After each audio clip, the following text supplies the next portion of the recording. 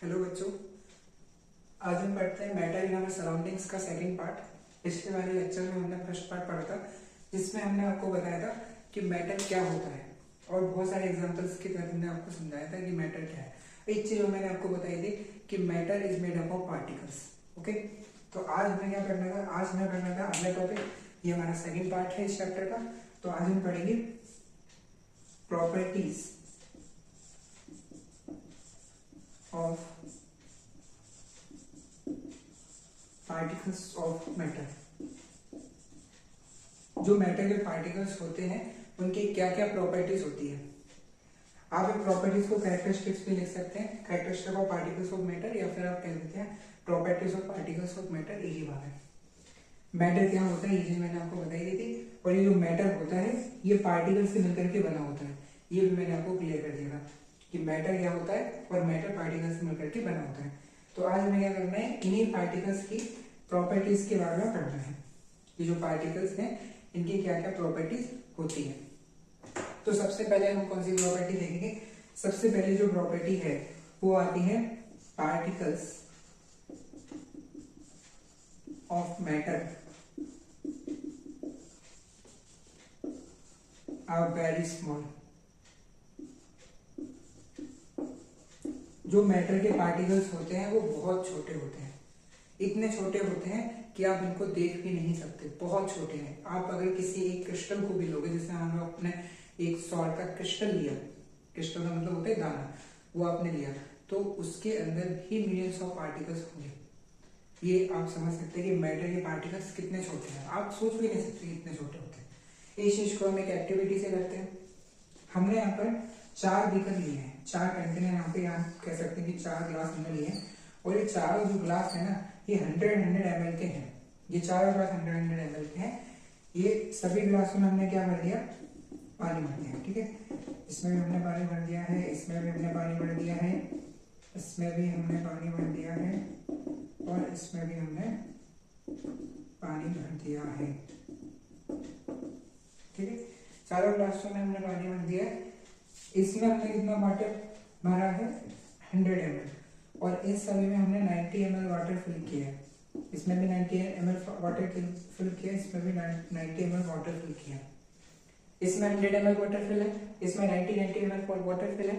अब हम क्या करेंगे, एक स्पून में यहाँ पे 2 से 3 क्रिस्टल इसके ले रहे हैं पोटेशियम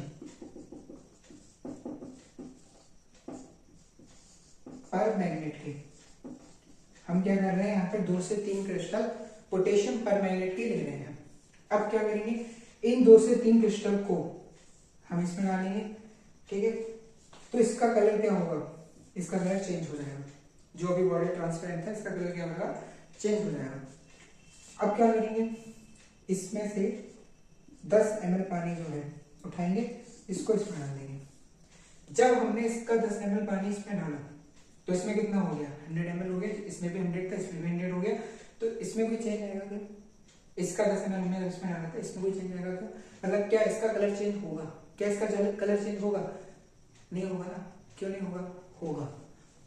अगर आप इसका 10 ml पानी इसमें डाल देंगे तो इसका भी कलर चेंज हो जाएगा, लेकिन क्या इंटेंसिटी उतनी रहेगी? क्या इंटेंसिटी उतनी रहेगी जितना आपने यहाँ पे चेंज देखा है कलर का? क्या ये कलर का चेंज यहाँ पे इतना होगा? नहीं, इंटेंसिटी उतनी नहीं होगी, लेकिन कलर का चेंज होगा।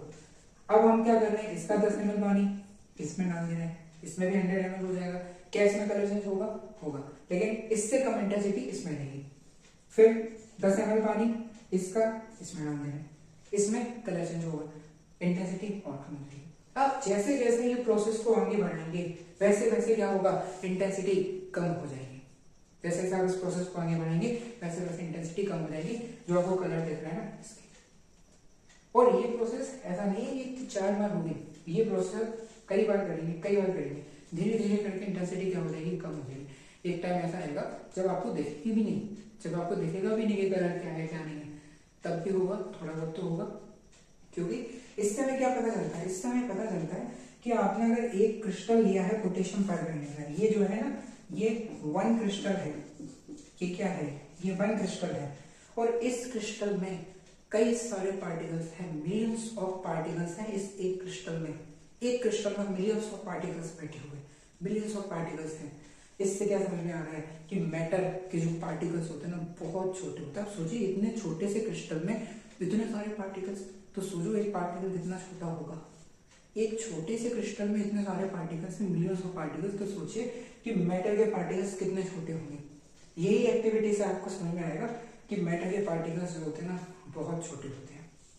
अच्छा, ये तो पोटेशियम परमैंगनेट की एक्टिविटी थी जिससे हम कलर डिफाइन करते हैं।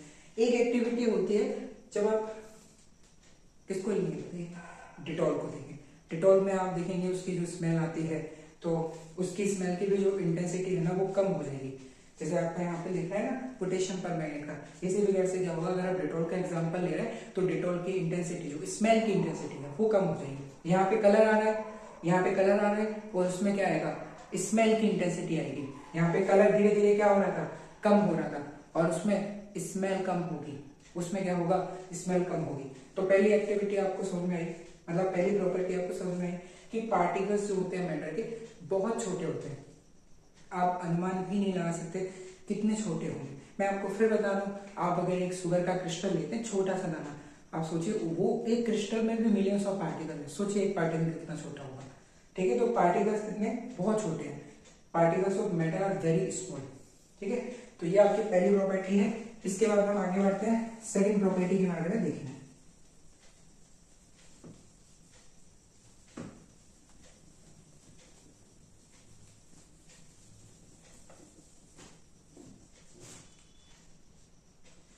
सेकेंड जो प्रॉपर्टी है मैटर की, बताइए क्या है। सेकेंड प्रॉपर्टी है particles of matter have space between them. Matter के जो पार्टिकल्स होते हैं उनके बीच में क्या होता है, स्पेस होता है। मैटर के जो पार्टिकल्स होते हैं उनके बीच में स्पेस होता है, ये बात आप ध्यान रखिए। मैटर के जो पार्टिकल्स होते हैं उनके बीच में क्या होता है, स्पेस होता है। मैटर के पार्टिकल्स के बीच में स्पेस होता है। तो बताइए फिर, इसको हम एक एक्टिविटी से देख लेते हैं। जैसे मान लीजिए कि ये अपना एक ग्लास में पानी भरा हुआ है, ठीक है। ये दिख रहा है, नहीं मैंने वाटर के पार्टिकल्स बनाए हुए हैं। अब हमने क्या किया, हमने यहाँ पर ये शुगर के कई सारे क्रिस्टल जो थे इसको हमने यहाँ पर डाला। तो इससे क्या होगा, क्या आपको ये शुगर के क्रिस्टल फिर इसमें दिखाई देगी जब आप इनको पानी में डालेंगे। ये आपका वाटर है, ये आपको वाटर है और ये शुगर है। जब आप इस शुगर को जब इस पानी में डालेंगे, ग्लास के पानी में डालेंगे, तो क्या होगा, क्या आपको ये दिखाई देगा, क्या ये शुगर के क्रिस्टल आपको दिखाई देंगे? मुझे नहीं लगा दिखाई देंगे, है ना। जब आप इसको पानी में डालेंगे तो ये कहाँ चले जाएंगे, ये दिखाई तो देंगे नहीं। फिर ये क्रिस्टल कहाँ पर चले गए? ऐसे तो जादू तो हुआ नहीं, होगा एकदम से गायब हो गए, गायब नहीं होते। ऐसा नहीं है कि ये इसमें आए और एकदम से छू अंदर गायब हो गए। ये जो आपको गैप दिख रहा है ना, ये देखो, ये जो आपको गैप दिख रहा है ना, ये क्रिस्टल इस गैप में बैठ जाते हैं, ये क्रिस्टल इस गैप में बैठ जाते हैं और इसी वजह से हमें लगता है कि भाई सब गायब हो गए। क्योंकि वो क्रिस्टल जो थे, ये वाले जो क्रिस्टल थे, इनके जो पार्टिकल्स थे, क्रिस्टल नहीं, इनके जो पार्टिकल्स हैं, मतलब शुगर के जो पार्टिकल्स हैं वो वाटर के पार्टिकल्स के बीच में क्या हो गए, एसोसिएट हो गए, उसके अंदर जाकर के बैठ गए। वो जो गैप था ना उसके अंदर बैठ गए। तो यही तो शो कर रहा है कि particles of matter have space between them. ये एक्टिविटी तो शो कर रही है कि जो मैटर के पार्टिकल्स होते हैं, यहाँ पे वाटर के पार्टिकल्स थे तो इनके बीच में क्या है, स्पेस है। मैटर के जो पार्टिकल्स होते हैं उनके बीच में क्या है, स्पेस है। यही एक्टिविटी तो शो कर रही है कि मैटर के पार्टिकल्स के बीच में क्या है, स्पेस। ये जो आपकी एक्टिविटी है, ये एक्टिविटी शो करती है कि मैटर के पार्टिकल्स के बीच में क्या है, स्पेस है, ठीक है। ये आप तो दूसरी प्रॉपर्टी आपको समझ में आई। पहली प्रॉपर्टी क्या थी, particles of matter are very small. Particles जो होते हैं मैटर के बहुत छोटे होते हैं। और दूसरी प्रॉपर्टी मैंने आपको क्या बताई कि particles of matter have space between them.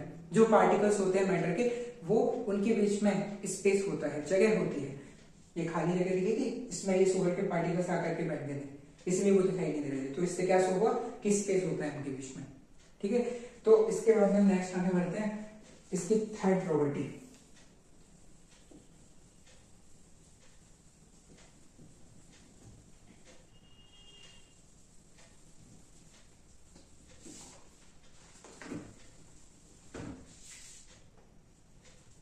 इसकी जो थर्ड प्रॉपर्टी है वो क्या है, पार्टिकल्स ऑफ मैटर की थर्ड प्रॉपर्टी क्या है, पार्टिकल्स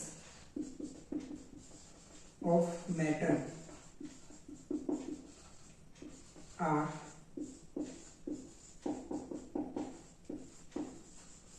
कंटिन्यूसली मूविंग। जो मैटर के पार्टिकल्स होते हैं वो कंटिन्यूसली मूव करते हैं, कंटिन्यूसली मूव कर रहे हैं, लगातार मतलब लगातार मूव कर रहे हैं, एक जगह पे रुके हुए नहीं है, वो हमेशा मूव करते रहते हैं, हमेशा मूव करते रहते हैं। आप कहीं भी देखिए, आप किसी भी चीज को उठाइए, मैटर के बारे में तो मैं बता चुका हूँ, अगर ये जो आपको दिख रहा है ना, ये भी मैटर है, इसमें जो पार्टिकल्स होंगे वो भी कहीं ना कहीं मूव कर रहे होंगे। ये हो सकता है कि कोई पार्टिकल थोड़ा कम मूव कर रहा हो, कोई पार्टिकल बहुत ज्यादा मूव कर रहा हो, ये चीजें हो सकती है। ठीक है, इसके बारे में हम आगे वाले पार्ट में पढ़ेंगे कि कौन पार्टिकल ज्यादा मूव करता है, कौन सा पार्टिकल कम मूव करता है, इसके बारे में हम आगे पढ़ेंगे। लेकिन अभी तो आप इतना याद रखिए कि पार्टिकल्स मूव करते हैं, किसी भी मैटर के पार्टिकल्स को मूव हर कोई करेगा और कंटिन्यूसली मूव करेगा, कंटिन्यूसली मूव करेगा। तो particles of matter are continuously moving. ठीक है, एक चीज मैं आपको बताऊं यहाँ पे, इसका जो एक होता है टेम्परेचर, क्या होता है, टेम्परेचर, टेम्परेचर का रोल बहुत ज्यादा इंपॉर्टेंट होता है। आप एक बार में याद कर लीजिए ये चीज, इसके बारे में मैं आपको एक एक्टिविटी से भी बताऊंगा। अगर आप टेम्परेचर को इंक्रीज करेंगे, अगर आप टेम्परेचर को इंक्रीज करेंगे तो इससे क्या होगा, जो काइनेटिक एनर्जी होती है पार्टिकल्स की, काइनेटिक एनर्जी वो भी क्या हो जाती है, इंक्रीज हो जाती है। अगर आप टेम्परेचर को इंक्रीज करेंगे तो पार्टिकल्स की काइनेटिक एनर्जी इंक्रीज हो जाएगी। इससे क्या होगा, जो डिफ्यूजन रेट है, जो डिफ्यूजन रेट है पार्टिकल्स की, वो भी क्या हो जाएगी, बढ़ जाएगी। डिफ्यूजन का मतलब क्या है, पहले आप ये बताइए। जब पार्टिकल एक जगह से दूसरी जगह पर जाता है, एक जगह से दूसरी जगह पर कहने का मतलब मेरा ये है कि जब पार्टिकल हायर कंसेंट्रेशन से लोअर कंसेंट्रेशन में जाता है। मान लीजिए कि एक जगह है जहाँ पे बहुत सारे पार्टिकल्स बैठे हुए हैं, आप मान लीजिए कि एक रूम है और उस रूम में बहुत सारे लोग दब के बैठे हुए हैं। ठीक है, अब उसमें चारों गेट हैं बंद थे, हमने चारों गेट खोल दिए, क्या होगा, वो जितने भी लोग हैं क्या उसमें बैठे रहेंगे, नहीं, वो सभी लोग गेट से बाहर निकलेंगे, क्योंकि उस कमरे में उन लोगों की कंसेंट्रेशन क्या है, ज्यादा है, उन लोगों की पॉपुलेशन क्या है, ज्यादा है, और बाहर क्या है, कम, तो वो हायर कंसेंट्रेशन से लोअर कंसेंट्रेशन में चले जाएंगे। यही तो होता है, इसी को तो डिफ्यूजन कहते हैं। अगर आप पार्टिकल्स के केस में देखेंगे तो पार्टिकल्स हायर कंसेंट्रेशन से लोअर कंसेंट्रेशन में जा रहे हैं, ये क्या है, डिफ्यूजन है। ये क्या है, डिफ्यूजन है। जैसे मान लीजिए कि मैं यहाँ पर एक बॉक्स बना रहा हूँ, ठीक है, ये आपको बॉक्स शो हो रहा होगा, ये मैं बॉक्स बना रहा हूँ, इसमें मैंने एक बीच में कुछ वायर वगैरह लगा दिए, और ये जो है ये क्या है, ये पार्टिकल्स हैं। आप बताइए, ये पार्टिकल्स तो यहाँ पे भी मूव कर रहे होंगे, मैंने भी आपको बताया particles of matter are continuously moving, particles of matter are continuously moving, ये पार्टिकल्स तो यहाँ पे भी मूव कर रहे थे, लेकिन हमने क्या किया कि ये बीच की वॉल हमने हटा दी, तो इससे क्या हुआ, इससे ये हुआ कि ये जो पार्टिकल्स थे ये एकदम से ये खाली वाली जगह पे आ गए और अभी भी मूव कर रहे हैं। मतलब पार्टिकल्स जो है वो हायर कंसंट्रेशन से लोअर कंसंट्रेशन में चले गए, ये जो डिफ्यूजन था, यही तो डिवीजन था। और ये डिवीजन की रेट को कौन बढ़ा सकता है, ये डिवीजन की रेट को टेम्परेचर बढ़ा सकता है। अगर आप टेम्परेचर बढ़ा देंगे, आप अगर आप उसको हीट देंगे, उसका टेम्परेचर बढ़ जाएगा, टेम्परेचर बढ़ जाएगा तो उसकी काइनेटिक एनर्जी बढ़ जाएगी, उसका डिफ्यूजन रेट बढ़ जाएगा। काइनेटिक एनर्जी क्या होता है, उसकी जो मूवमेंट की जो एनर्जी है वो बढ़ गई तो वो जल्दी मूव करेगा। अरे आप अगर किसी की एनर्जी बढ़ा दोगे तो क्या वो एक जगह पे लेटा रहेगा, क्या वो एक जगह पे सोता रहेगा, क्या नहीं ना। अगर आप उसकी एनर्जी बढ़ाएंगे तो उसके अंदर एनर्जी आ गई, अब तो वो दौड़ना भागना चालू कर देगा ना, अब तो वो बहुत तेज दौड़ने लगेगा, भागने लगेगा। यही चीज है पार्टिकल्स के साथ में, आपने टेम्परेचर दिया, टेम्परेचर बढ़ाया, आप काइनेटिक एनर्जी क्या हो गई, बढ़ गई, डिफ्यूजन रेट बढ़ गई। तो ये चीजें एक दूसरे से क्या है, लिंक है। अब मैं आपको एक एग्जांपल बता रहा हूँ इसका, ध्यान से सुनिए। आपने अगरबत्ती को देखा है, अगर अगरबत्ती को आप अनलिट फॉर्म में रखते हैं, मतलब जलाई नहीं है अभी, ऐसे ही रख दिए किसी कॉर्नर में, आपको उसकी जो स्मेल है ना वो कहाँ तक आएगी, कहाँ तक आपको उसकी स्मेल आएगी, बहुत दूर तक तो नहीं आएगी, जब आप उसके बहुत पास में रहेंगे तब आपको उसकी स्मेल लगेगी। लेकिन अगर आप उसको लिट कर दें, अगर आप उसको जला दें तो क्या होगा, तो वो अगरबत्ती जलेगी, आप दूर कॉर्नर पे भी खड़े होंगे ना किसी रूम में, वहां तक उसकी स्मेल आएगी। क्यों हुआ ऐसा, ऐसा क्यों हुआ, क्योंकि तब वो क्या था, वो बर्न नहीं थी, वो अनलिट थी। आपने जैसे ही टेम्परेचर बढ़ाया, जैसे उसको हीट एनर्जी दी ना, आपने टेम्परेचर बढ़ाया, टेम्परेचर जब बढ़ाया तो क्या हुआ, उसकी काइनेटिक एनर्जी बढ़ गई। काइनेटिक एनर्जी बढ़ गई तो क्या हुआ, वो हायर कंसंट्रेशन से लोअर कंसंट्रेशन में पार्टिकल्स उसके जाने लगे। भाई अभी तो ये पार्टिकल्स की कंसंट्रेशन यहाँ पे हायर थी, लेकिन अभी इसके पास में काइनेटिक एनर्जी नहीं थी। समझिए बात को, ये पार्टिकल्स की कंसंट्रेशन तो ज्यादा थी, लेकिन इसके पास में काइनेटिक एनर्जी नहीं थी, और काइनेटिक एनर्जी नहीं थी तो इसलिए इनकी डिफ्यूजन रेट भी इतनी ज्यादा नहीं थी। जैसे हमने टेम्परेचर बढ़ाया, काइनेटिक एनर्जी बढ़ी, डिफ्यूजन रेट बढ़ी, तो वो पार्टिकल्स हायर कंसंट्रेशन से लोअर कंसंट्रेशन में चले गए। यही होता है कि टेम्परेचर बढ़ाया, काइनेटिक एनर्जी बढ़ी, डिफ्यूजन रेट बढ़ी। मतलब डिफ्यूजन रेट का क्या है कि हायर कंसंट्रेशन से लोअर कंसंट्रेशन में चले गए। पहले भी जा रहे थे, लेकिन इतना ज्यादा रेट नहीं थी उसकी। अब तो बहुत तेजी से जा रहे हैं। वो दूसरे कॉर्नर पे आपको स्मेल आपको आएगी उसकी। तो पार्टिकल्स जो होते हैं मैटर के, वो कंटिन्यूसली मूव करते हैं। अच्छा एक एग्जांपल मुझे और बताइए, जैसे मैं आपको से कहता हूँ कि आपको गर्म खाने की जो स्मेल होती है ना, हॉट सिजलिंग फूड, उसकी स्मेल आपको बहुत आती है, लेकिन ठंडे खाने की स्मेल क्यों नहीं आती, बताइए क्यों नहीं आती ठंडे खाने की स्मेल? इसलिए नहीं आती क्योंकि गर्म खाने में आपने टेम्परेचर बढ़ाया, काइनेटिक एनर्जी बढ़ेगी, डिफ्यूजन रेट बढ़ेगी, तो पार्टिकल्स हाई कंसंट्रेशन से लोअर कंसंट्रेशन में जाएंगे। पार्टिकल्स जो होंगे वो हायर कंसंट्रेशन से लोअर कंसंट्रेशन में जाएंगे। दैट इज आपको हॉट सिजलिंग फूड की स्मेल आती है, ठंडे खाने की इतनी स्मेल नहीं आती। ये आपको प्रॉपर्टी समझ में आई मैटर के, पार्टिकल्स के, particles of matter continuously moving.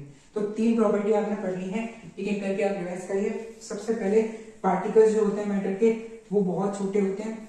दूसरी प्रॉपर्टी क्या पढ़ी हमने, पार्टिकल्स जो होते हैं मैटर के उनके बीच में स्पेस होता है। और तीसरी प्रॉपर्टी हमने पढ़ी है, मैटर के जो पार्टिकल्स होते हैं वो कंटिन्यूअसली मूव करते हैं। ठीक है, अब हम पढ़ेंगे चौथी प्रॉपर्टी। चौथी प्रॉपर्टी क्या है, particles of matter, particles of matter हैं फोर्स ऑफ अट्रैक्शन